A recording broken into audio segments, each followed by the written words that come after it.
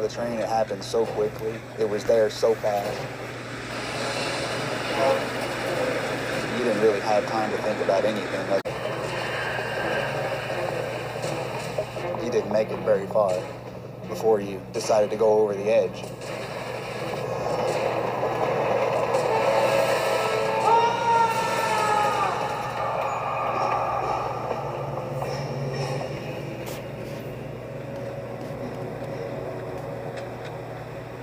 Miraculously, Chris and the other teenagers survived.